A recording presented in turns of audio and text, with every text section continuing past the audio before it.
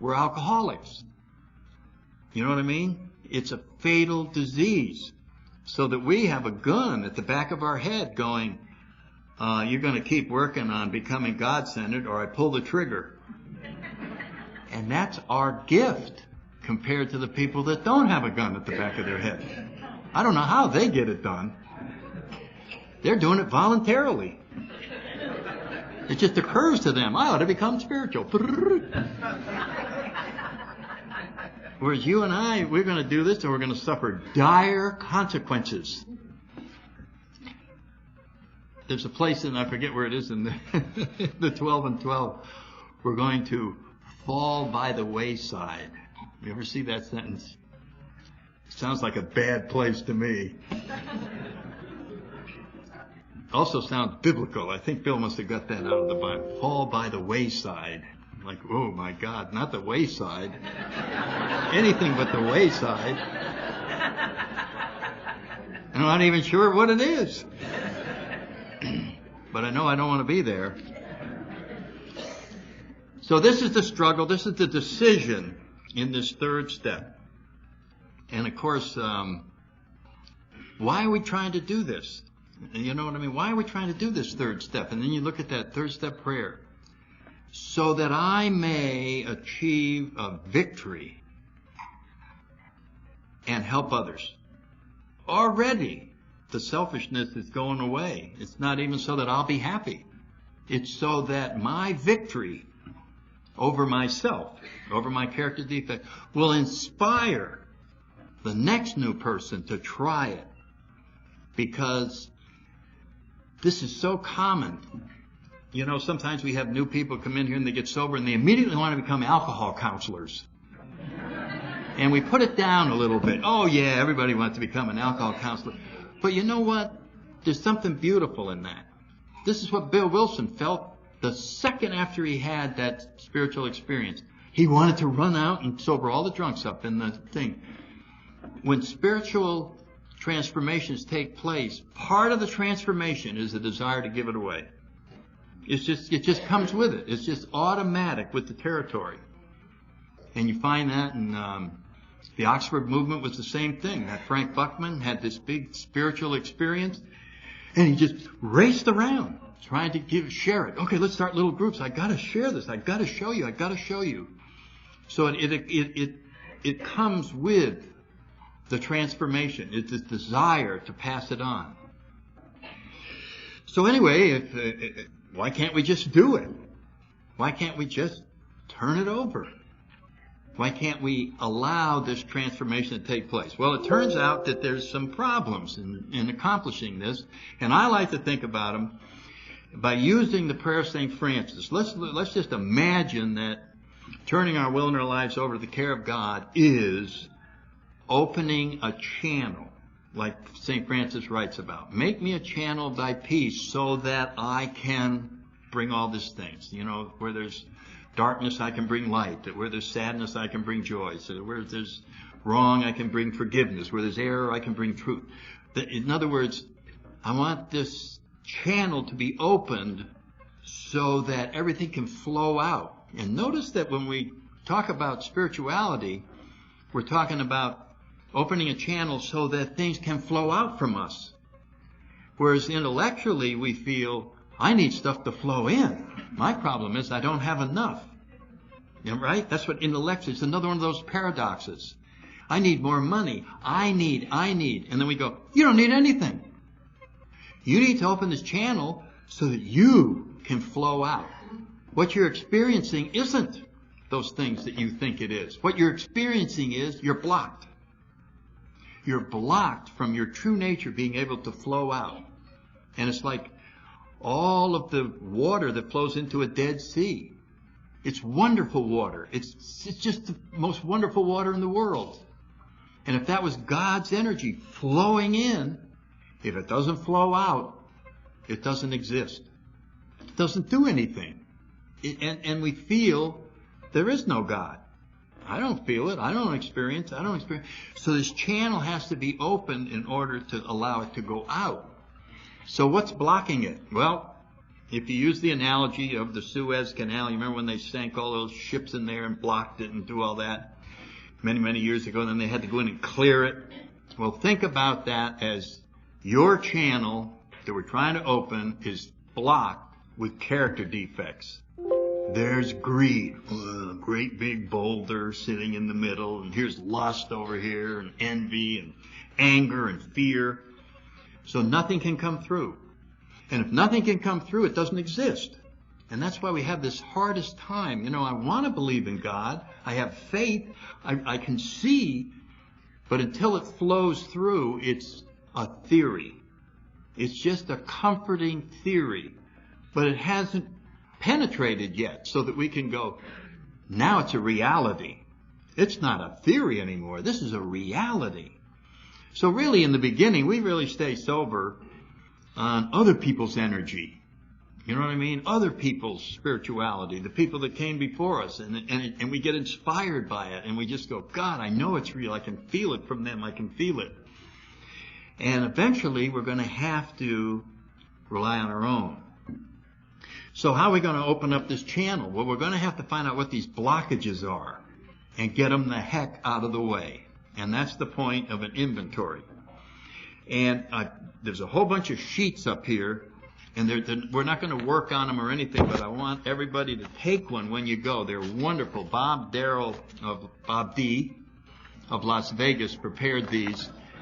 And they're right out of the big book, Resentments, Fears, Sex Relationships, the whole deal on the mechanics of a 4-step inventory. In other words, how do I list all these blockages, and how do I take a look at them, and how do I get them ready to be lifted out? How do I mechanically go through this? And so be sure and take one of these at the end of the meeting.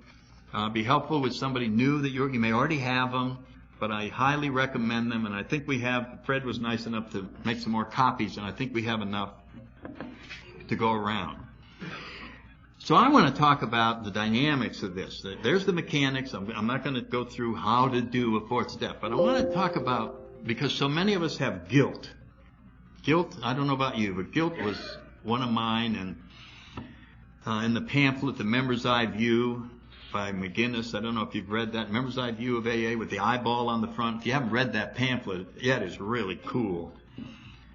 I think in the old days we had better pamphlets. Uh-oh, is General Service representative around? I don't know what's going on up there, but I was at a meeting the other night and there were 2 pamphlets. Oh, I shouldn't be doing this. And here's what I swear to God. First pamphlet said, is AA for you? You know what the second pamphlet said? Is AA for me? So I said, well, I wonder what the difference between is AA for you and is AA for me. So I looked in there, and there was no difference. It's just that one had a better title.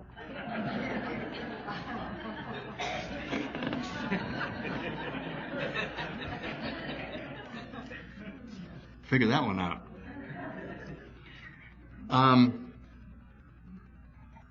So the dynamics of this and the guilt. And McGinnis's thing, and he says that guilt was the first to come and the last to go of character defects, and it's connected with pride. The prideful person is inordinately big and good, and the guilty person is inordinately bad and rotten. But they're both pride. There's an arrogance to guilt, real arrogance. Who are you to say you're worse than everybody else? Oh, you don't know me, man. I'm the worst. I'm terrible. I'm the rottenest. No, you're just arrogant. You just think you're rotten. But you're not. You're just average. So there's a lot of things that have to be accounted for. And guilt will make it seem like it's our fault that we have all these things. And that feeling can be oppressive. And the 12 and 12 is really helpful to this because it says, guess where these character defects came from? Da, da, da, da. They were God-given. That's where they came from.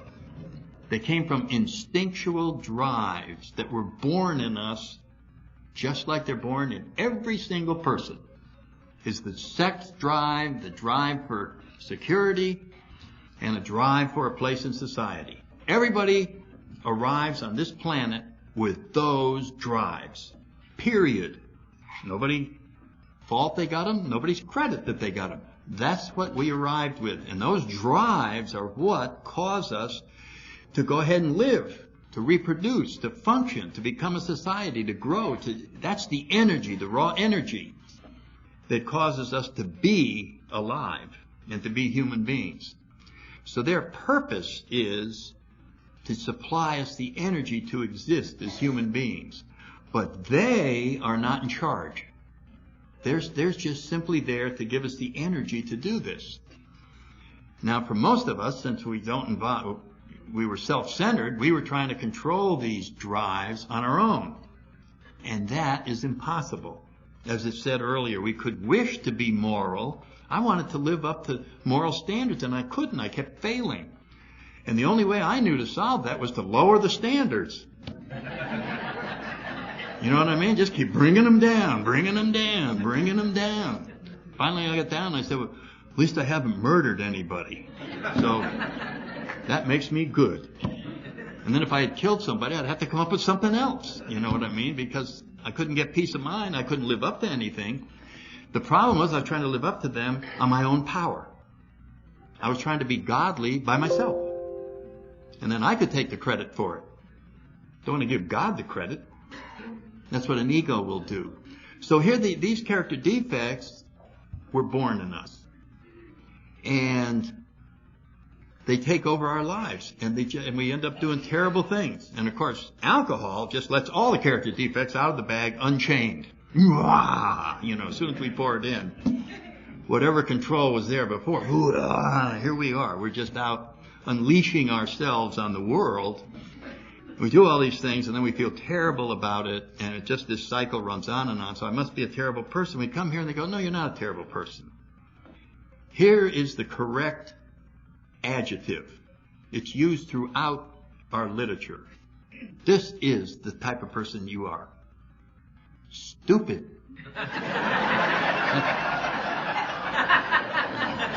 You're not a terrible person. You're stupid.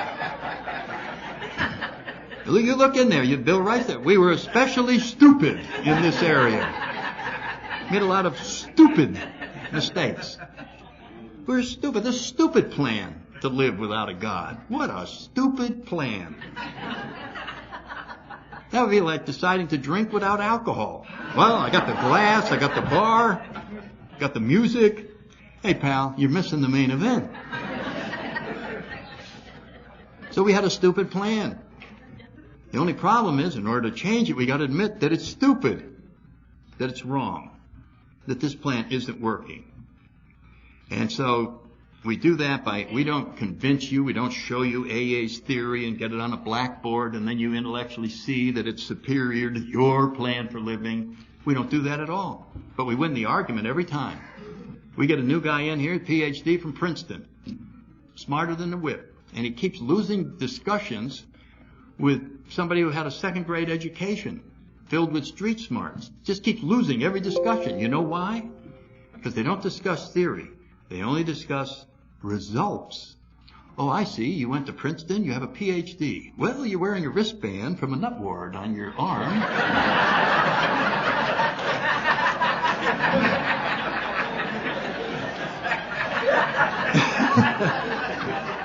Your family doesn't talk to you. Your mother hates you. You can't hold a job. I, on the other hand, have a third-grade education. I have serenity, peace of mind, 23 years of sobriety. My family loves me. My children love me. My boss loves me.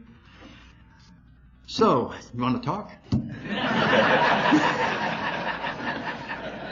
So we'll never compare theories. We'll only compare results. And if you're a new alcoholic, you just lose automatically. So we got to be willing to entertain this idea that we're not guilty. None of this is our fault. We had a stupid plan. It's a mess. The channel is blocked. It's nobody's fault. Why don't we clean it up? Okay? You know what I mean? And we can just walk into this thing, no guilt, no nothing. It's just, this is the deal. This stuff is blocked here. There was a hurricane. I don't care what you want to say. It's blocked. Let's clear it up. As soon as we're willing to do that, we now can fearlessly go in, inventory this, has nothing to do with what we did or anything like that. This is just how it is. And then we're able to fill out one of these sheets. We're able to look at it a little more relaxed fashion. Then we come, now what are we going to do with this information? We got it all written down. We got this thing. This is an accurate appraisal. This is what the channel is blocked with. Ready to go. Let's go. And we notice on the list that one of the things that shows up all the time is rationalization. Rationalization. We constantly explain things to our advantage. Our ego jumps in and we have motives that are this way and that way. Well, if rationalization is such a powerful force in our lives, how do we know this thing is worth anything? This could be all crap. How do we know that this is true? How do we know this is the real blockages? We don't want to send all this effort in to clear this stuff out and it's wrong information. Well, that's why we have a fifth step. There's a spiritual principle that in order to see the truth about ourselves, we run it by another human being. We admit it to ourselves, to God, and to another human being.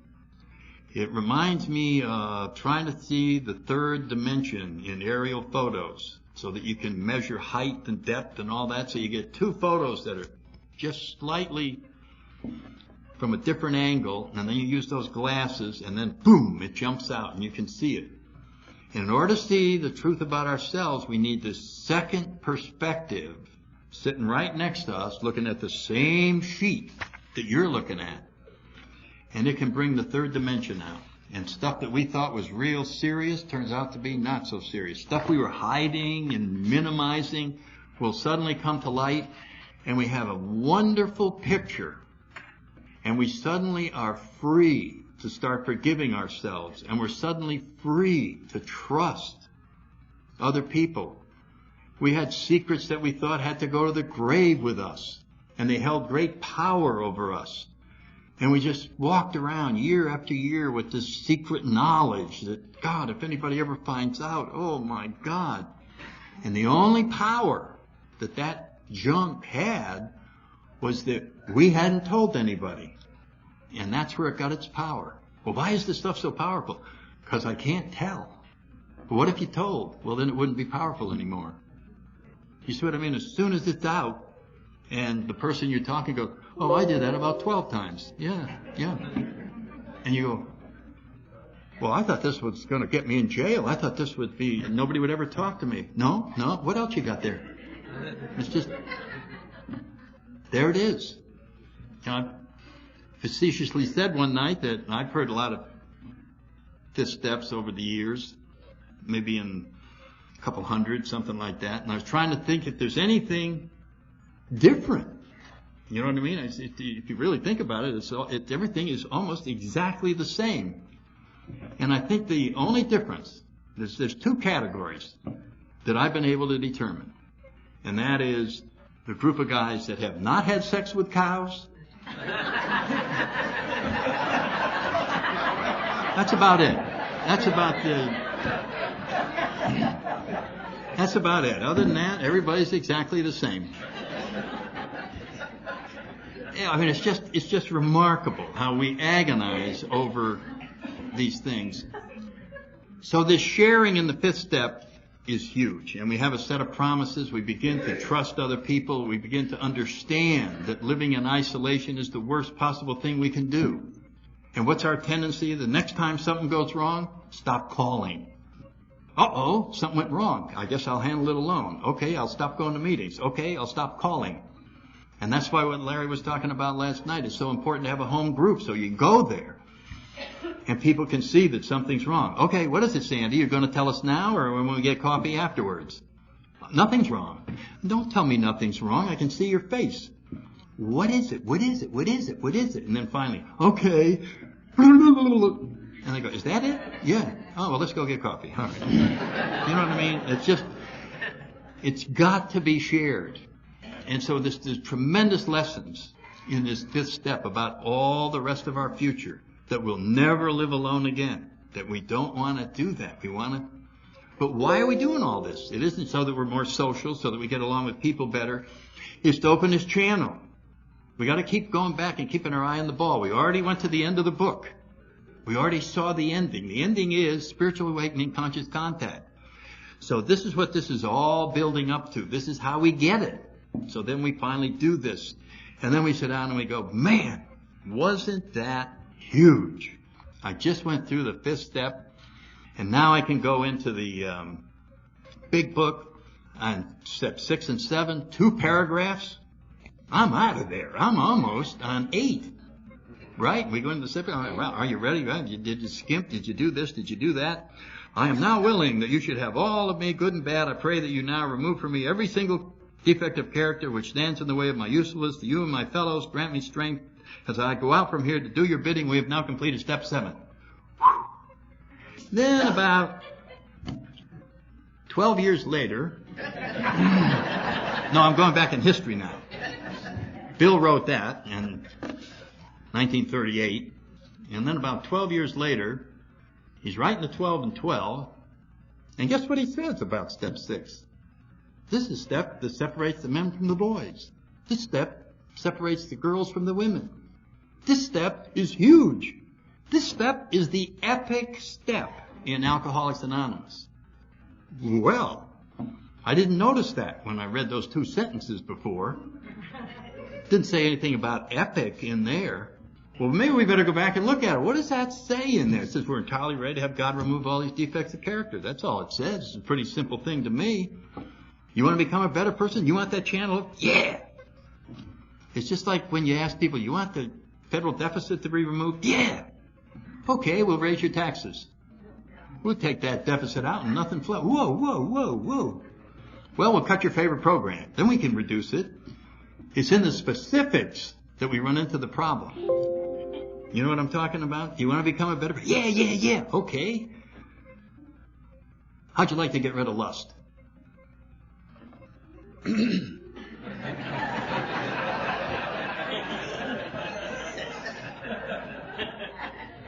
All of it?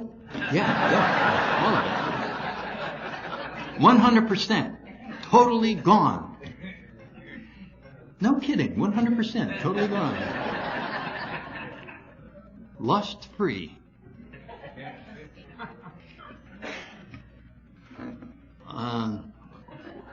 What does that mean, lust free? I mean, I want to do it, but I'm just trying to get a thought. Is that like no sex? Is that like, I'll tell you what. What I'd like to do is make some progress in the area of lust. Because after all, and then we see, this is where we grab something from another part of the book. We claim progress, not perfection. So what I'd like is to get rid of most of my lust. I'd like to get rid of most of my... Okay, all right. Most of your lust. Yeah. Okay, how about gossiping? You know, you do a lot of that gossiping. You know, it ruins AA groups. It's very destructive. It hurts the other person. What do you think? Totally lifted out of you? Yeah, I'm tired. Well, but if there's a really good story, what I'd like to do is get rid of almost all of the gossiping. I'd like to practically eliminate gossiping from my life. That's what I'd really like to do. But what about anger? Yeah, I'd like to get rid of anger. I'd like to get rid of unjustified anger. That's what I'd like to do.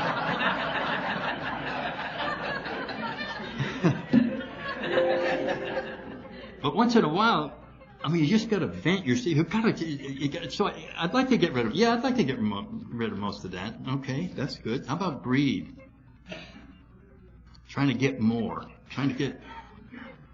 Yeah, I think we should get rid of most of that. I should get rid of most of that greed. We can go through every character defect there is. and we want to get rid of most of it. Isn't that funny? We don't want to get rid of all of it. And Bill writes about why. Why not? Why don't we want to get rid of all of it? Because we like some of them a lot. That's why. And he writes an interesting sentence in there. He says, this is the riddle of our existence, is knowing that this help is available, we decide not to take advantage of it. Why? Why would we keep holding on to lust or greed or gossip or fear or envy or laziness or gluttony? Why do I keep eating a bag of potato chips every night? A big one. Why do I keep doing that? Because I like to eat a bag of potato chips every night, okay? Makes me feel good. I like to chew. Just makes me feel better, you know. What's wrong with an occasional potato chip? That's a carton a week, Sandy. Okay. So there's this interesting sentence in the 12 and 12. It says we tend to settle for as much perfection as will get us by. That's what we tend to do. You're in business, you would like to be known as an honest man, an honest woman. I would like the reputation of being totally honest. I don't want to be totally honest, but I would like the reputation. I want to reserve the right to stick it to him once in a while just to keep the business going. I don't want to have the option stripped from me. You see what I'm saying? I remember looking at this and going, holy cow, the implication of step 6 is perfection. We're entirely ready to have God remove all these defects here. I'd be Mother Teresa. If I took this step, I'd be Mother Teresa. And then panic started setting in. I think Mother Teresa's great, but don't you think that's a little extreme? I mean, does she bowl?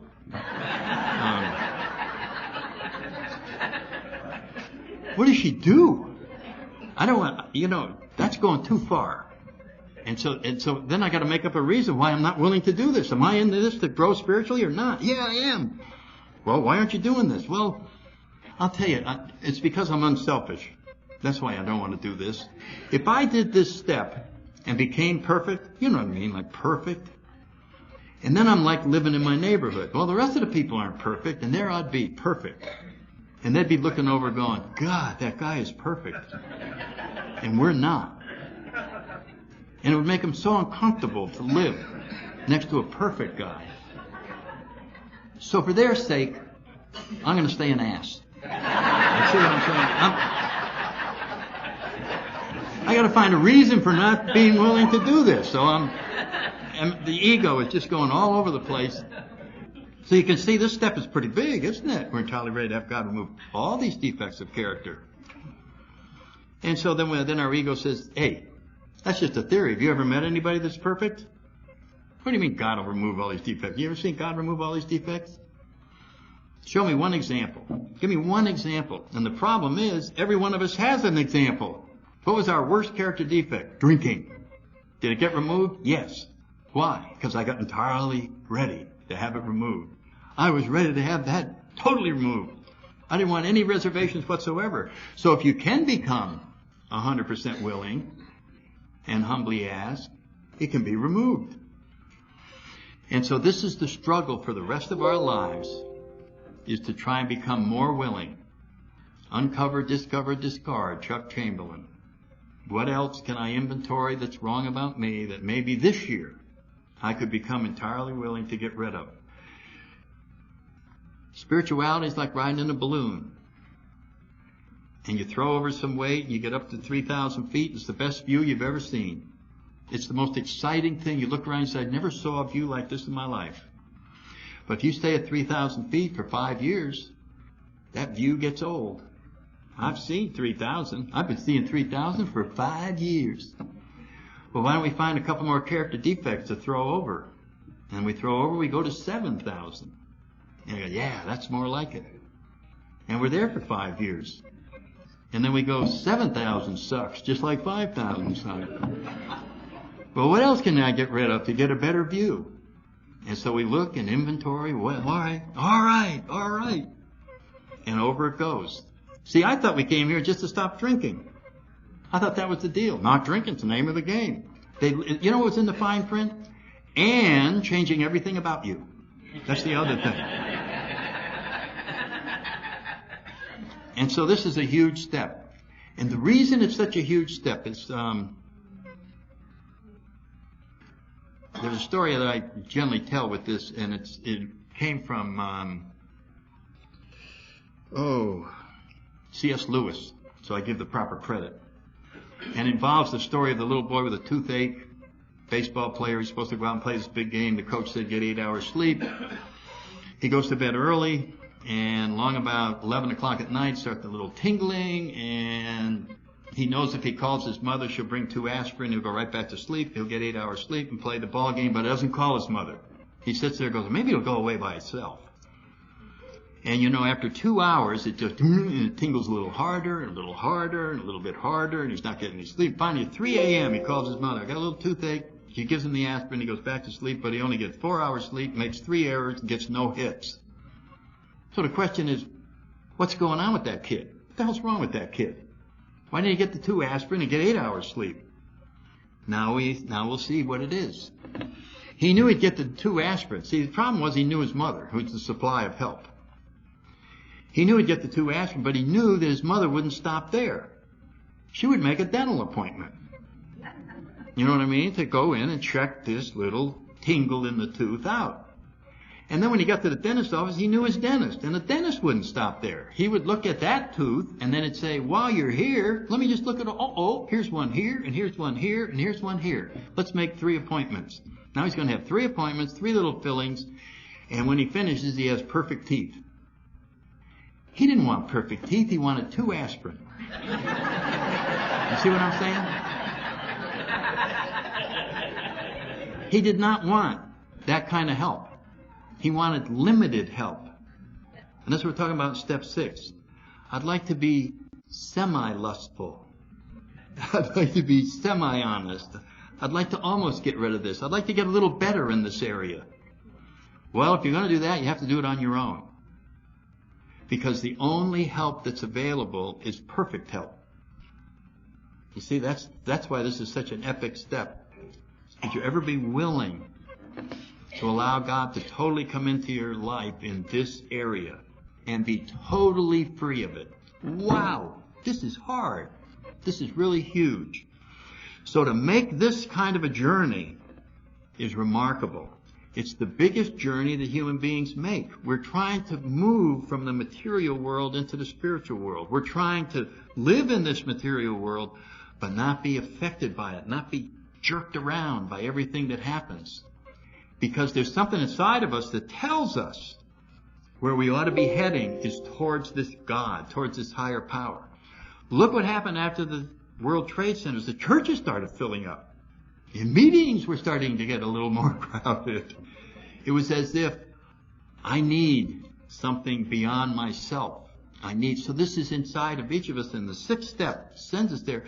And so finally we get this willingness, and we go, well, now I'm on my way. And then the 7th step is just as big. And very briefly, the rest of them go fairly fast, so we'll get through them. The 7th step is, think about it. Now here's what's wrong. I finally got willing. Now I'm just going to ask God to remove them. And it just goes like this. Okay, God, please remove the following. That would be asking God to remove. Now the quiz for today is take out a sheet of paper and write down the difference between regular asking and humbly asking.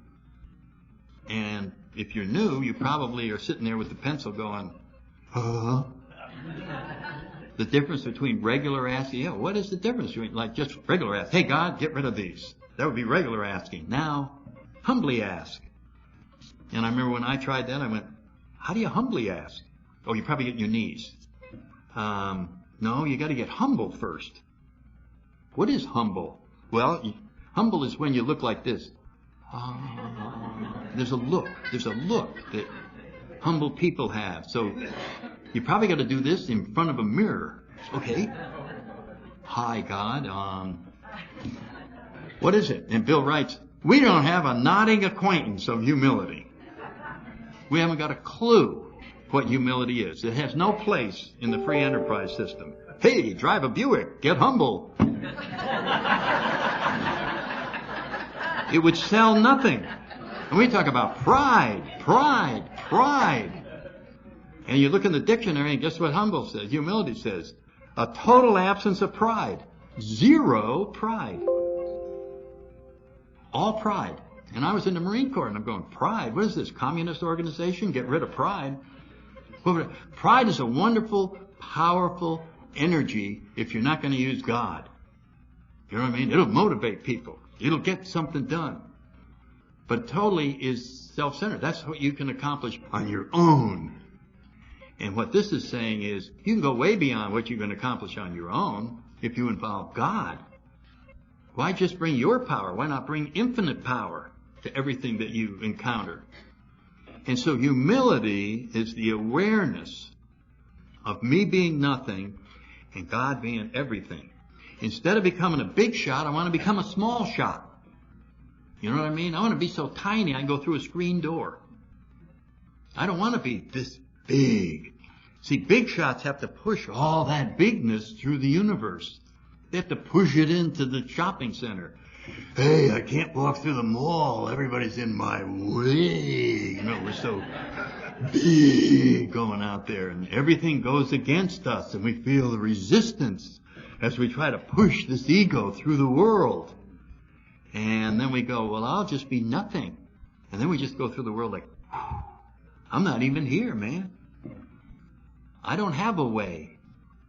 I'm just doing God's work. I don't have, nothing can go against my way because I don't have a way.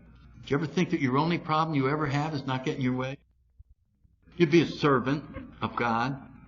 Servant is the highest pay grade we have in AA. You know that? You can't go higher than that. That's the top. You've got to work and work and work and climb your way all the way to servant. And that's what a winner is a servant.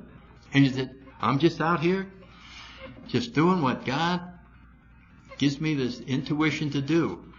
And so when this transformation takes place, our needs are being met from the inside, so we don't have to go out and get anything to get fixed. We're already fixed. We already have everything that we need, and we're simply moving through life. And so humility is an awareness that we want to go through whatever it takes to become God-centered. That means we're going to have to go through the pain of not getting our way in everything. And so we're going to voluntarily go through this transforming pain. The story I always tell on this one is there were some horseshoes and bars of iron. You heard this story? I told it, I'm sure. And they were up in the horseshoer's shelf, and they've been there for 25 years hidden behind brown paper. And they were complaining up there. They've been 25 years, and they're going, this is it? This is all there is to life? It's hanging around, listening to all that damn noise out there, and it's dusty? There ought to be more to life than this. Sounds like us on a bar stool in a bar, you know what I mean? And one day they ripped the paper off, and the blacksmith said, my God, these guys, look at this. They've been up. What are you guys doing up here? You're not supposed to be on that. Yeah, I knew we weren't supposed to be. You're supposed to be a horseshoe. What the hell is that? Well, that's the most beautiful thing in the world. You're going to be on this great animal. You're going to be traveling all around the world. You are going to be the most useful thing. Oh, it's so exciting. You're going to be a horseshoe. Well, wow, I'm ready. You ready? Yeah, we're ready. We're ready. I want to be a horseshoe. Right then, they could ask to be a horseshoe. Okay? They just said, you want to be a horseshoe? Yeah, yeah. Let me show you how you become a horseshoe. They stuck it in the fire, got red hot, put it on the anvil, boom, bam, bam, and they're watching, their eyes are popping out. In the hot water, the steam's coming up, and more banging, shaping, and then punching holes in, and they held it up and said, there, that's a horseshoe. Now, if you ask, you're humbly asking. You know what's involved. You know that it is not going to be easy, but you want it anyway. Spirituality is changing our attitude about pain. It is looking through the pain to see the beauty of what is coming. It is the transformation is just on the other side of the willingness to experience not getting my way. And as soon as we go through it, it wasn't even painful. It becomes effort. It's kind of like when you're out of shape and you want to get back in shape, it's hard. Remember that first week in the gym and you go home at night, every damn thing hurts everywhere. And you say, I'm dying. But as you keep it up, 3 weeks later you go in the gym, it's not painful, it's just effort. And it's wonderful because you know the results it's going to produce. And you're just, I love going down there and pushing myself through this because I get these results. And the same thing can happen in the spiritual world. I understand I'm not going to be comfortable, but I'm going to go through with it anyway. And that's really what humility is. Now, 8 and 9 are making amends, making a list of people we had harmed, and that is learning a new thing about harm. And harm, is gossiping. Harm is withholding affection. It's not punching and all that. It turns out that us alcoholics, self-centered in the extreme, even after we get sober, until we work the program, have a very unusual talent. We can bring out the worst in everyone. We just walk in the room and da-da-da-da, and people start fighting with each other, and they start causing trouble and doing all this. And this is our secret talent, because we got to keep everybody off balance, and we got to do that. So we do a lot of harm. I can remember coming to work Monday hungover, and people would come in all happy with their weekend, and I didn't think it was fair. They were happy, and I wasn't, so I would just be grump. I don't want to hear about your weekend. I wanted to bring everybody down to my level. This is the type. So harm, harm, harm. Well, that's fine. We're going to go make amends to those people, but let's see and learn what it is that we do to harm, so that we can stop it. Why would we want to stop it? So that people will behave differently when we're around. We transform the world this way. My parents were having their 50th wedding anniversary. My sister was doing the list of people that were coming, and this was quite a few years ago, and there was this one uncle, and I said, oh, no, so you're not going to invite him? No, God, he's so abrasive, he's so this, he's just, it's just one argument after another. And my sister said, he only does that when you're around. I'm like, what? Oh, no, everybody loves him. He's great. He's wonderful.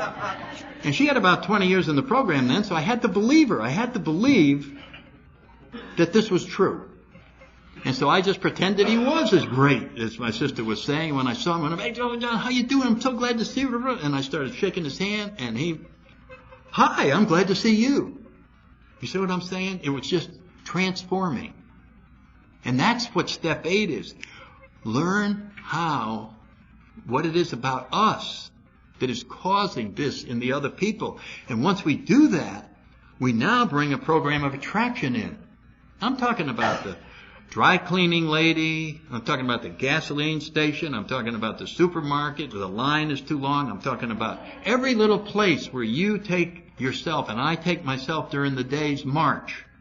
And as I take that old personality in and stir up every little pocket as I go around, I just come home at the end of the day and I go, man, it's awful out there. Everybody's got an attitude. I say, this place sucks. I work this stuff, I start seeing my role in it. And I go out and I'm this different person. And I go from here, the dry cleaning lady, and over here and over there. And everybody responds to a different energy. And I come home at night and I go, what a day. These people are great. Those people are great out there. And it was all because of me. It was all came out of this 8th step. This learning about myself. And then we finally do make these amends in order to not drag the past with us. It's very hard to live a day at a time and drag the 1990s with us. And all the memories and the people we don't want to run into. So we can go out and we can do this, but it's a bigger purpose than that. We're getting closer to God. All of this is designed to get us closer to God. About 15 years ago, I was sitting in a townhouse on Capitol Hill where I was living at the time. I was getting ready to watch the Redskins. I love to watch football on Sunday afternoon. I had everything all set up. I'm all excited. And I was just sitting there, and this memory bubble came up right on the couch. And it said, back in 1954, in Pensacola, Florida, you borrowed $70 from Bill Marseille to pay your rent, and you beat him out of it. You got transferred, and then you forget, and then every time you saw him, you made believe you didn't remember. You beat him out of the $70. And I went, right, yep, I did. Now, let's get the game on, and we're going to watch the Redskins. And this energy just said, no, you're going to find Bill Marseille. You got to pay him back. Yeah, I know, but not now. Yeah, now. And I'm going, not during the game. I'm not going to be calling. I haven't seen the guy in 20 years. How am I going to find him? I can't find him. I don't know where he is. How am I going to find him on a Sunday? You could try. What? What am I going to do? How do I know? This is me talking to me. You know what I mean? I want to watch the game. I don't want to call Bill Marseille. I don't mind the $70. I just don't want to call. Why now?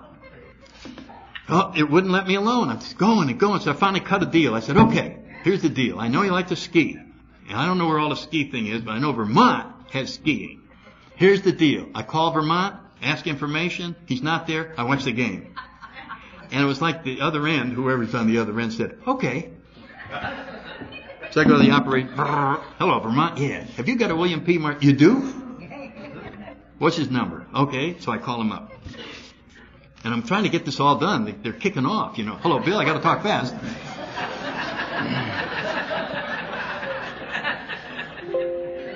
So I get him on the line. He's thrilled to hear from me. Oh, my God, because we were close buddies and drinking and all that. And I said, Bill, let me get right to the point. 1955, I borrowed $70. You remember that? We were in the apartment, my wife and I never had the rent.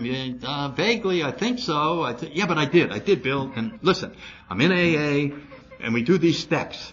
And your name came up. I got to do these steps. What steps? Well, there are 12 steps in the program. So I started telling him and how happy I was and all this kind of stuff. And he said, okay. And I said, well, $70, all these years of interest, I'll send you $150. And he said, okay.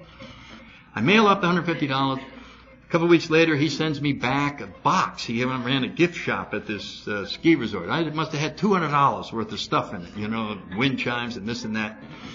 Then he called me a year later and he said, I'm moving to North Carolina. Here's my phone number. We got to get together. Yeah, Bill, we got to get together. Now years go by. And I'm speaking down in North Carolina. After the meeting, a lady comes up and introduced herself. She said, you don't know me. My name is Mary Marseille. Well, it's such an unusual name. I said, oh, Bill Marseille's wife. She said, no, his widow. And I went, oh, God, I'm so sorry. When did that happen? Oh, it happened a couple years ago. Oh, I'm so sorry. And then I'm going, what is she doing here? And she's got an Al-Anon badge on. And she said, you know that day you called and you told him how great AA was? He joined the next day. And so this had nothing to do with the $70. This had nothing to do with working the 8 steps so that I could get to watch the Redskin game. This had to do with, how do we get Bill Marseille sober? How do we cause that to happen? And so we never know when we make an amend. When you make an amend, you tell the person, I'm in AA, and I'm trying to do this. How many times they will say, can you help my sister? Can you help my brother? It's amazing what's here. It's so much bigger than we think it is in steps 8 and 9. We finally finish with this settling of the past. We're ready to live a day at a time in the 10th step. And 10 is I'm going to talk a little bit about, and 11, 12 will be real quick and we'll be out of here. Day at a time is the 10th step. How to live a day at a time. All it says is continue to take personal inventory. When we're wrong, promptly admit it. So what has that got to do with living a day at a time? Well, if you look in the 12 and 12, this is what I think spirituality is. I think this one little sentence has the whole package in it, and it's that spiritual axiom that's in the 12th step, and it says, whenever we're disturbed, no matter what the cause, there's something wrong with us. What's wrong with us? We're disturbed. That is what's wrong with us. We're disturbed. That is what's wrong with us. You know where it says we have a daily reprieve contingent on our spiritual condition?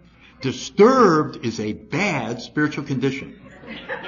That is a very bad spiritual condition. That is a non-spiritual condition.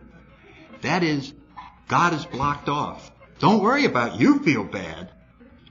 God is blocked off. The channel just got shut. Disturbance is shut. No energy from God flowing through us. We're blocked again. We're alone. We are out, just us against the world. And we're overpowered. Because it's just us. When we have God with us, it's like having your big brother in grammar school. Nobody picks on you. You see what I'm saying? And so Disturbed is the biggest warning thing we can get. And that's why Bill talks about a spot check inventory. Uh-oh, disturbed. Time out. Why time out? I don't want to do things when I'm disturbed. Then I got a lot of messes to clean up. The boss comes in. He said, hey, Sandy, you wrote this memo about Congressman so-and-so? Yeah, it stinks. Well, screw you, I quit. And the words are going across the room to his ear. And I need the money. I don't really want to quit, and I'm trying to get the words back before he hears them. And he hears them, and he says, you're out of here. Don't want to act when you're disturbed. So what can we do? What can we do about that? Self-restraint. You know that right out of the 12 and 12? We pray for self-restraint. We pray for this wonderful gift. This is a 5-second cushion around us, a time cushion, if you will. So that when events happen, we have 5 seconds before we do anything. And during that 5 or 6 seconds, we can allow us to come back down to a state of undisturbed. We can make an honest analysis of what's wrong. If the fault is out there, we can forgive them. If the fault is here, we can make an amend, and we can go back to being undisturbed. And that's all there is to life, is always going back to being undisturbed. Because if we're undisturbed, we don't need anything. We're just existing. How are things going? Great, man. Well, I hear you don't have your job yet. I know. But right now, I have everything I need. It is absolutely wonderful. That's undisturbed. So undisturbed is the point. Because when we're undisturbed, people react to us that way. We bring it everywhere that we go. And so this is what the 10th step is. Anytime I'm starting to get undisturbed, I want to go, time out. Time out. Call up my sponsor. What's the matter? I'm disturbed. Okay, let's talk about it and get you undisturbed. You got to forgive him. But he did something that's unforgivable. It goes way beyond the limit. Did you ever set a limit on what's forgivable? Well, I let my sister do that, but holy cow, now she did this. So I was trying to think of myself, where do you draw the line on forgiveness? You know, how far do you let somebody go? Where is the limit? So I was thinking of, do we have any examples anywhere of where the line is? Great spiritual teachers. And I was thinking of one who was around a couple thousand years ago, and they were nailing him to a cross. And he said, forgive them. They know not what they do. So it appears that forgiving goes up to and includes nailing to a cross. Now, my problem is I'm always having stuff worse than getting nailed to a cross happen to me. See, nailing to a cross is happening to somebody else, but cutting me off in traffic is happening to me. So I have to expand forgiveness. Why? To let people off the hook? Is that what it is? It has nothing to do with them. It's to get undisturbed. It's to get undisturbed. It's so that I win. I want to be a winner all the time. I want to be undisturbed. If I let you off the hook and I get undisturbed, I win. Who cares whether it was fair? Who cares whether... Fairness is a one-way street. It only goes out from me. It doesn't come back. It's not supposed to come back. I'm supposed to be fair. That's what the spiritual program says. If I'm fair, the whole world will be fair. That's it. Because if I'm not acting fairly, if I don't trust, I'm my own role model. And if I don't trust, then nobody does. Because nobody's better than me. So that means you can't trust anybody. You see what I'm saying? And if I'm not fair, nobody is. Because nobody's better than me, and I'm not fair. So that means nobody in the world can be trusted. And nobody in the world will ever treat you fairly. So then you got the energy going the wrong way. Fairness isn't supposed to come in. Trust isn't supposed to come in. It's supposed to go out. So now I trust people. I'm fair to people. And the world becomes a trusting place. And the world becomes a fair place. It just does. So I trust everybody that I talk to, and I get taken for $50 once in a while. So, what's that? You want the $50 back and stay disturbed all the time? You want to not trust anything in the world and still have your $50? Would you pay $50 to be free of all those insecurities? I'd pay millions. Boy, that's cheap, getting hit up for $50 every so often, just because you're too trusting. No, it's just, the dynamics is just huge in the 10th step. Undisturbed. Undisturbed. Remember that inventory, the end of the day inventory. How can I go through and do this better? And then as we get into 11 and the prayer of St. Francis, which, let me just read, and now that we can think about it. We've been talking all about the jackpot. We're right at the very end. What does it feel like? What did a saint think about what we're trying to accomplish as a human being? What is your goals? Let me see. He probably said yacht. Probably wanted a mansion. Probably wanted a big family and a lot of security and the President of the United States. Let's see. What did he really want? Look what he wanted. My God, that doesn't look like anything. Make me a channel of thy peace, that where there's hatred I may bring love, that where there's wrong I may bring a spirit of forgiveness, that where there's discord I may bring harmony, that where there's error I may bring truth, that where there's doubt I may bring faith, that where there's despair I may bring hope, that where there are shadows I may bring light, that where there is sadness I may bring joy. Lord, grant that I may seek rather to comfort than to be comforted, to understand than to be understood, to love than to be loved. For it is by self-forgetting that one finds, it is by forgiving that one is forgiven, it is by dying that one awakens to eternal life. This isn't some abstract words that a saint wrote. This is us. That each one of us can look at this and go, hey, make me a channel. Hey, God, cancel the yacht. Cancel the yacht. I want to be a channel. I'd rather be a channel. Forget the yacht. Make me a channel. Make me bring harmony. Let me flow through me as I go out. Use me to sober this guy up. Use me to help somebody forgive. Please, let me use that. It's just a question. What are you asking for? See, I was asking for yachts. I was asking that this stop and that this person be healed and this person do that. None of that's in the 11th step. Pray only for knowledge of His will for us and the power to carry that out. So who am I to know if somebody should get well? Maybe it's God's will that they go up to the big meeting. I'm trying to block it. God's going, Mary, I love you. Come on up. Come on up. And I'm going, no. You know what I mean? So that's why this is it. Let me just do thy will. And so that's the new thing to ask for. This is the in thing. It's hip. It's cool. Right here, Prayer of St. Francis. Let's become a channel. Let's become a channel, and the channel goes out. And then in our 12th step, and we wrap it up right here. Forget about, we're going to carry the message. It just comes with the territory. It's hard to hold people back from carrying the message. They've been sober a week. They're out there. Hey, Big Bill, come here. Blah, blah, blah, blah, blah, blah.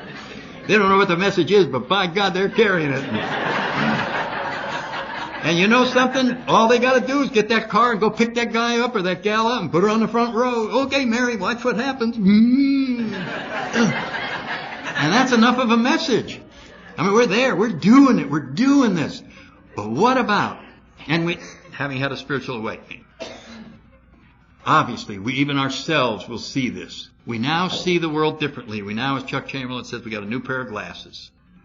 We just couldn't see the world, and now we see it clearly. We've been given a new vision. It's the energy from this channel is coming through and causing us to see everything differently. We see the world as a wonderful place. We see human beings as children of God. We see that maybe we don't understand it right now, but it'll all come about, and we'll see the answer later on. And this is very powerful stuff. But then it says, practice these principles in all our affairs.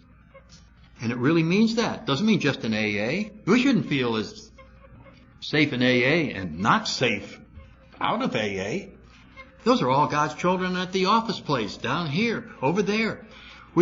I make everybody an honorary member of AA. I meet them on the plane, wherever it is. And if I'm talking to a guy on a plane for 5 minutes, AA's in the conversation. Oh, yeah, well, I joined AA 35 years ago. It saved my life. It's the greatest damn thing in the world. Yeah, I used to be a Marine fighter pilot. There's other things, but I always work that in. And guess what? 1 out of 5. Can you help my sister? Can you help my sister? I mean, so I'm this way. Everybody sets their own comfort level in that area. But the thing I want to wrap up with, practice these principles in all our affairs. And my favorite example of this and I use it in a lot of talks, is, let's see, I've been sober about 2 years, went to a meeting every night. The Marine Corps wouldn't promote me, and they pushed me out. So I'm at home, and I'm going, let's see. What did God do for me lately? This great loving God that we got in AA. I go to a meeting every night, now I'm out. I got no money, I got 6 kids, I got no job, what am I going to do? I got a resentment, I can't stand it, this sucks. You call AA a loving program. Woo-woo. Anybody ever get that way? Ooh, in sobriety? So I get to a meeting, I never do this, I never raise my hand. You go to meetings, anybody got a topic? Anybody got a topic? I never raise my hand. But that night I'm mad, and I go, yeah, I got a topic. Well, what's your topic, Sandy? Getting thrown out of the Marine Corps. Oh, I don't think that's a good topic for AA, Sandy. Getting thrown out of the Marine Corps. Okay, topic, getting thrown out of the Marine Corps. That's the topic. Topic tonight, getting thrown out of the Marine Corps. And I figured this is an AA group, they love me, that, God, everything will help. I figured the first guy's going to raise his hand. Sandy, you get thrown out of the Marine Corps? That means you're available. I have a company, a large corporation, looking for a smart guy like you to come add to our corporation with $75,000 a year and a car and a new home. Would that be good? Now see, that would be help. That would be help. Guess what I get? Oh, thrown out of the Marine Corps? Say the serenity prayer.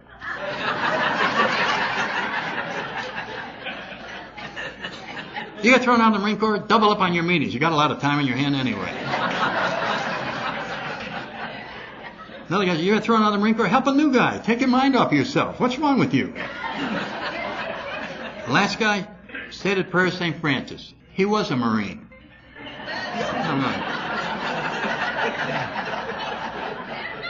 I went home that night and I said, I don't think I explained my problem very well. What was that? What was that? I couldn't believe my ears, what I heard there.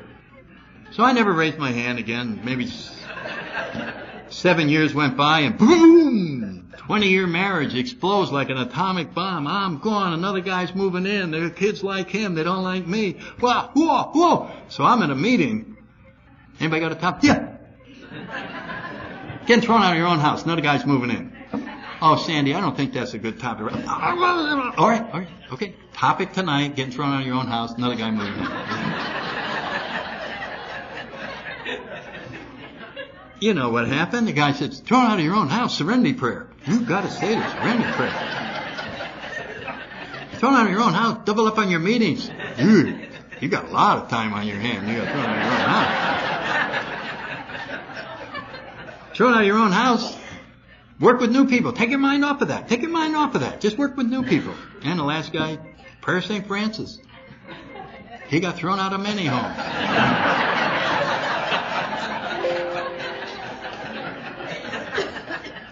5 more years went by. I'm in the real estate business. There's no mortgage money. Everything's gone. You're not supposed to have all this sobriety and be almost broke. What is going on? So I'm at a meeting. And we got a topic. Yep. Bankruptcy. Oh, Sandy, bankruptcy's not a topic. I want to. Okay, bankruptcy. Guess what happens? We go around the room. Oh, bankruptcy. Serenity prayer. That's what you got to do for bankruptcy. Double up on your meetings. Go to the eating meetings. Get free food.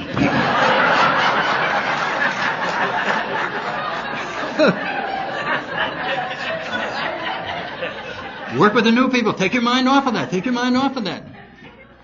Prayer of St. Francis. He took a vow of poverty. That's what it was. Now, why am I telling that story? You already know it. You can see it.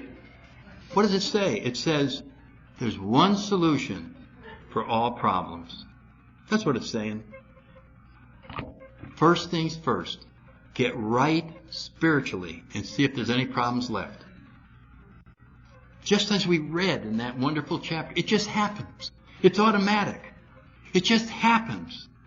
We're freedom from all of this. Sure, those are problems. But if I'm close to my higher power, I don't care. You know, this will get straightened out. I'll get a job. I'll get back with this. I'll get that. But in the meantime, I'm relatively comfortable. So what is the wonderful thing that happens? And then this is the absolute wrap-up. There's a lot of pain that happens in life. Larry was talking about it last night. This is not a pain-free thing once we get sober. But let's try to measure pain. Let's say that you just got laid off because of cutbacks. And you've got 4 kids and you're not quite sure how you're going to feed them. And let's all agree in this room that that is worth 2,000 units of pain. Okay? That's a universally accepted standard. You have now been inflicted with 2,000 units of pain. Now we're going to add on to that the fact that you are irate over the fact that you got laid off. Matter of fact, you got a resentment. You think you got screwed in getting laid off. You're going to get your boss. You hate the fact that you got laid off. Oh, this is 10,000 more units. Now we're at 12,000. But the 10,000 is optional. And the program can enable us to get rid of those 10,000 and always keep the pain level down at where it should be. Somebody dies, there's a mourning period that goes through. But we add on top of that, because we're so self-centered, they shouldn't have died to me. They hurt me so much. They did this, and I build it up so that I quadruple the amount of pain that is supposed to go with the event. And so it really feels like a wonderful world, even when the pain is coming, because we don't quadruple it with our self-centeredness. It is tremendous freedom. We just accept it. Acceptance is so powerful because God is in charge of this. And we just go, okay, so now I don't have a car. I accept it. Now I've got to deal with the anxiety of getting one. Instead of the rage that this happened to me. You all connect with that. That is what we get free from. So if you're new, I want to just wish you the best of luck. It has been an absolute pleasure to share with you. And as I said in the very, very beginning, that if one new person out of this gets motivated to take the action to get closer to your personal God, that would be the greatest reward I can imagine. We're at the end of the time. Why don't we wrap it up with the Lord's Prayer for everybody who would care to join in.